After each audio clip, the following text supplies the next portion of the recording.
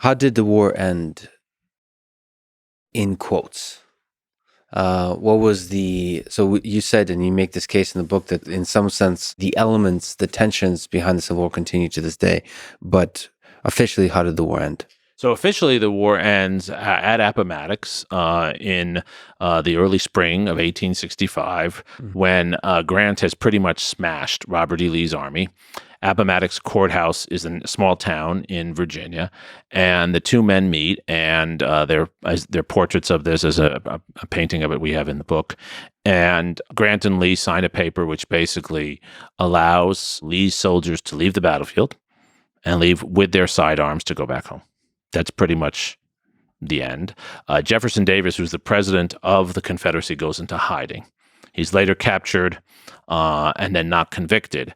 But there's no formal settlement in the way there is at the end of World War II, where they meet in Yokohama Bay, the U.S. and Japanese leaders, and sign that. This is not that. So what stands out to you as brilliant ideas during this time and actions of Lincoln, Abraham Lincoln? So I mentioned that his values. I think a number of the things that he does that are quite extraordinary. First, in emancipating the slaves. Now, the slaves were freeing themselves, but Lincoln recognizes that he needs more labor in the Union Army, and he recognizes that there's still a lot of resistance. And what he does is he makes the case for freeing the slaves based on the argument, not just of the moral value of that, but based on how that will benefit the North. He's able to convince non-abolitionists to pursue abolitionist policies that by serving their own interests. What he's basically saying by 1863 or 64 is, I can ask for more white soldiers, or I can bring in former slaves. Would you like me to take your son, or would you like me to put in?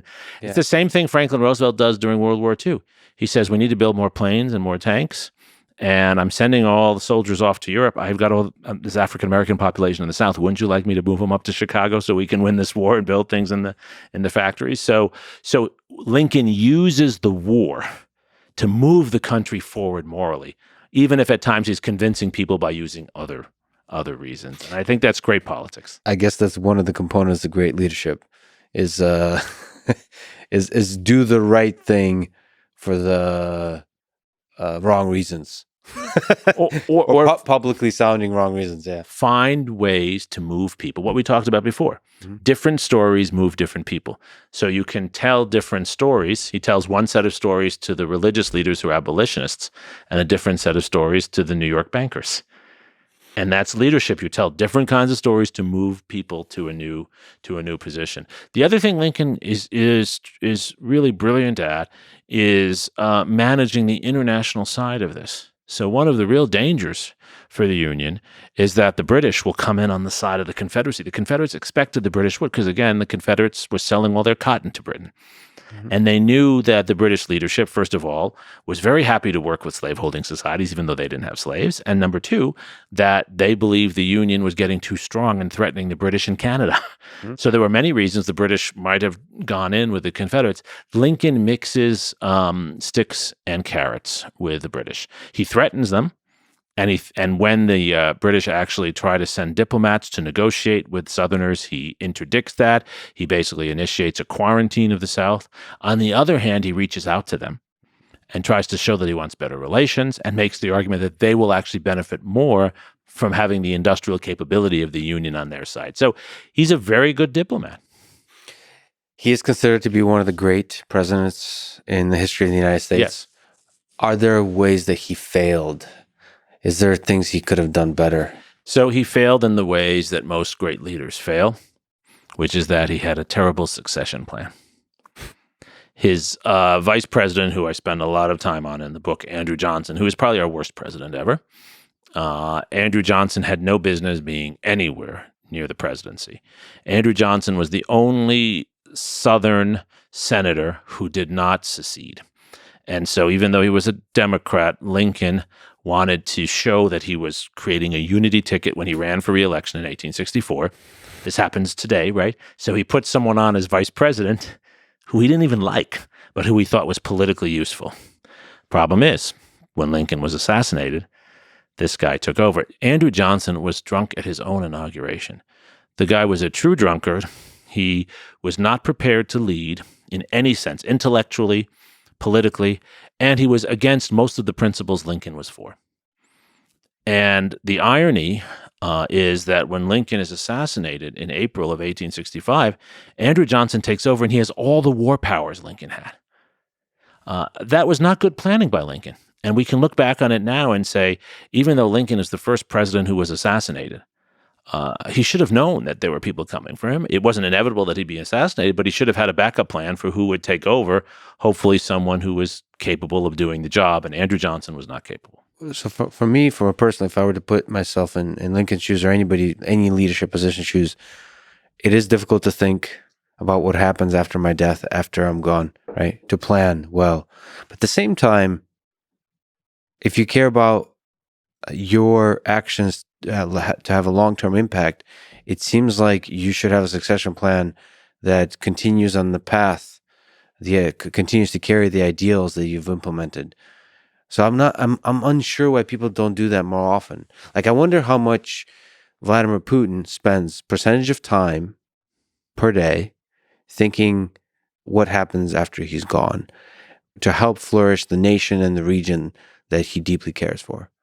I wonder, and it's the same as for other presidents, Donald Trump, Joe Biden. They might think politically, like, how do I guarantee that it's another Democrat or a Republican? But do they think like visionary for the country? I don't know. I wonder. I think that's very rare. And I think what I understand from the literature among business people who talk about this a lot is what ends up happening is you become so powerful, you assume you're always going to be in power. You convince yourself of that. You convince yourself that the end is far away. And of course, for Lincoln, the end could have been far away. He was healthy. He was only in his 50s. He could have lived a lot longer. But it ended fast as it could. And my understanding is that most Americans don't prepare their wills and estates, and it doesn't matter whether they're rich or poor. They assume things are just going to go on because it's not fun to think about this. Yeah. But I feel like it's freeing. Like, you know what I did, which is interesting? Before I went to Ukraine, I recorded a video. I set up a whole thing where I record a video, like, what happens if I die? I record a video to release, and I gave my brother access to my passwords. And I gave him instructions. You're not allowed to look at this, but please publish this if I die. And that made me. It sounds silly and ridiculous, but that made me feel free to do the best thing I want to do. It's like it's a liberating. So, like, I guess that's for your will, but also, like, do the best possible damn job you can. I feel like as a leader, having a plan, what happens if you fail, if you die, if you or you lose some of the some of the power, some of the momentum that is driving you currently, that there's going to be a handoff where you will still be remembered as a great man or woman But you identify one of the other problems, right? Which is one of the other reasons why someone like Lincoln or certainly Henry Kissinger doesn't create a successor, because you're afraid they're going to steal your passwords. You're afraid they're going to steal the power from you. That's true. You had to find someone, your brother, hopefully, who you could trust. No. But let's just be clear. I love my brother, but he's a troll. So so there's a feature on whatever password manager I may or may not use, and there's a bunch of services like this. It's interesting. I don't know if you know about this. I've learned about all of this. Is you can have them request access, and it's going to wait 30 days before it gives them access. So it's kind of has this built-in trust trust padding, but it's interesting. I mean, to me, on that aspect, is just to have a plan in all aspects of life. This is for leadership in your private life. Like, what happens to not just your will and your wealth or whatever, but what happens to other stuff like social media and all of that, right? In this digital world, and anything you care about, if you wanted to live on, and that's the problem. But unless you can devise a technical solution like that, you have to give someone power now. Yeah, and that's the tricky thing. I mean, democracy is a kind of technology. You kind of have to figure out how to do it correctly, how to have that power propagate, and especially during war, how you get everybody together into this warmongering mood, and then how do you like come down from that and just relax? Precisely. So in some sense, that's with Andrew Johnson. That was the problem is the over-centralization of power. It was the over-centralization of power, but it was also that Lincoln had a designated successor who was going to do and tried to do everything that ran against what Lincoln was doing. And it set the country back. We went forward at the end of the Civil War, and then we went backward. More so than we would have if there had been a new election. Because if there had been a new election, there still would be reason for that person running, even if they were on the other side, to try to find some compromise positions. Andrew Johnson inherited power with very few limitations on how he used that power. Congress wasn't even in session. And so this became very directly a problem because Andrew Johnson started pardoning Southerners, allowing them to come back into power. So he had like a few months where he just went wild. Yeah. It's giving the car keys to someone who's not prepared to drive, but decided that they're going to do what they want with the car for a while. All right.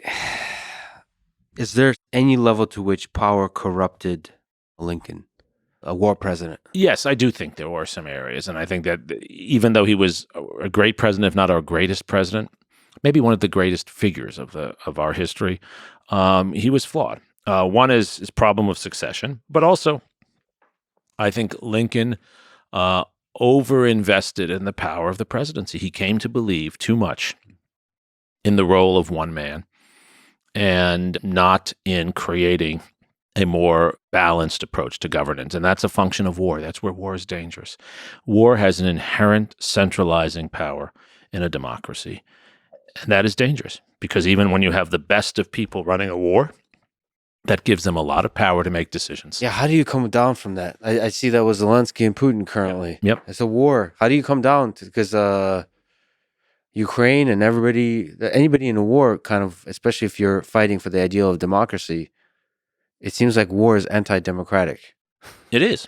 So how do you come down from that? What's the interesting mechanism of, I mean, some of it is leadership. You have to be like a George Washington type figure, be able to walk away from power. I think you gave the answer right there. Yeah. You need to walk away from power or you need to be forced to walk away from power. Historically, one of the things that democracies have tended to do when they have a chance is to vote out of office the victor in the war. Think about Winston Churchill. Roosevelt is elected to his fourth term when he's still in the war. It's not clear that he would have been elected again, let's say he lived on, because there is a sensibility that the person has become too powerful in this role and that someone else should now step in, someone else who's also not a war president but has other interests. So let's hope Ukraine wins this war.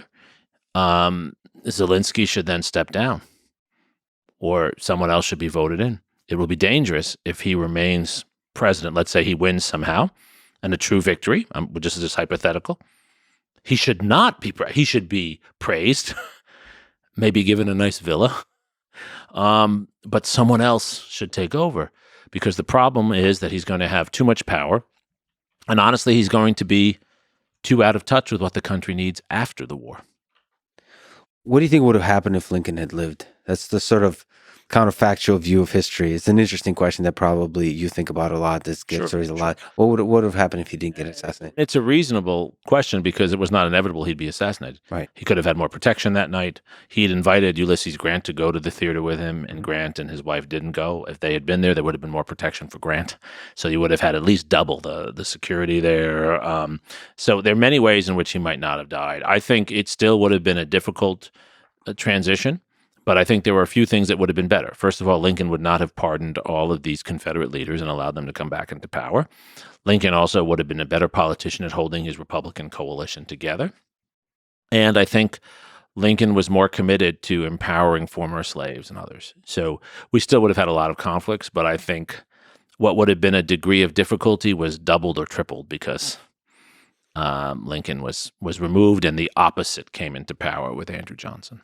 So you don't think there's a case you made that Andrew Johnson turned out to be a bad decision, but the spirit of the decision is the correct one? No, I think it was a terrible decision because you should never put someone one step away from enormous power who's not prepared. Oh, in that sense. Yeah. So in that sense, I got it. But the spirit of the decision, meaning you put somebody who's represents a very opposing viewpoint than you. Well, I'm for that so long as that person is on board with some of the basic values that you're pursuing and that person is capable of doing the job. Well, do you think that was obvious to him that Andrew Johnson was not capable of doing the job? Yes. Okay. It's in the, I mean, everyone recognized that. But it made sense. I mean, what Lincoln has to be praised for is in the midst of a war, when at that point he was not doing well, the war was not going well, he ran for re-election. He didn't try to postpone the election. He didn't try to do anything. Yeah. And so he needed all the help he could get when running. And so he wanted to have someone on there who looked like a unity candidate who could appeal to some Southerners. So it made sense from a political point of view. But it created a really big problem. And there were people who said he should have removed Johnson as soon as he was elected. And in retrospect, he probably should have. How gangster is that to, during a war, still run the election? It's extraordinary. I mean, Lincoln believed in democratic values. He also believed he would win, but he knew it was not guaranteed. Yeah. And it's interesting for people who don't know this. The reason we have mail-in balloting in the U.S. is because of that. So, almost I think almost 1 million Union voters are away from their homes, and so how do they vote? As soldiers, as nurses, they vote by mail. The post office delivers their ballots. That's why we have mail-in balloting.